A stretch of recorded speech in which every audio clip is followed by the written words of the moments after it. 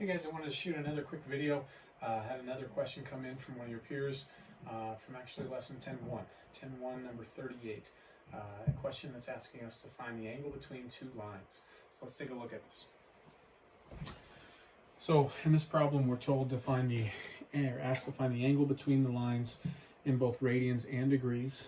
Our two lines that we're given, x plus 3y equals 2, x minus 2y equals negative 3. And I wanted to remind us, this is the formula that we learned in lesson 10.1 for the angle between two lines. Tangent of the angle between two lines is equal to the absolute value of the ratio of the difference in their slopes divided by 1 plus the product of their slopes. So what clearly we need is the slopes of these two lines. So let's solve each of these equations into their slope-intercept forms.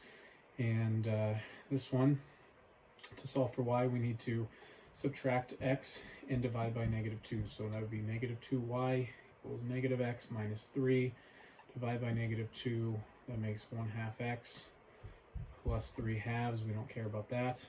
What I learned from that is one of my slopes, we'll call it m1, is 1/2.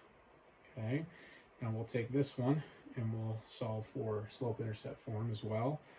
3y, when we subtract x on over, is negative x plus 2. And we need to divide by 3, so y equals negative 1/3 x plus 2/3. So our second slope is negative 1/3. Okay, so now in this problem, we need to find the angle between these two lines, given that these are their slopes. So tangent of theta is going to equal the absolute value of the difference of them. So if I took m1 minus m2, common denominator would be sixths. So this would be 3/6 minus negative, so plus 2/6. 3/6 plus 2/6 is 5/6, all divided by 1 plus the product. The product of these is negative 1/6. So this is equal to 5/6 divided by 1 minus a 6 is another 5/6. Okay, so this is equal to 1. So what we have here is the tangent of theta is equal to 1. Well, this ends up being actually something we can do in our head. We don't have to use our inverse trig functions here, because these two,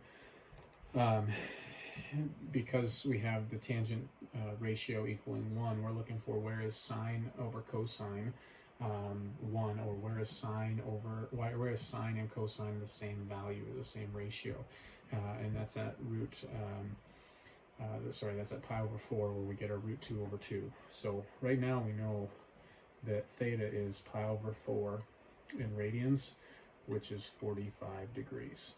Now, if this was a problem where I couldn't do that, I'd have to use the inverse tangent function in order to compute my angles. So that's how I would go about that, and hopefully that was helpful. Thank you for asking that question as always. So keep reaching out if you have any further questions. Take care.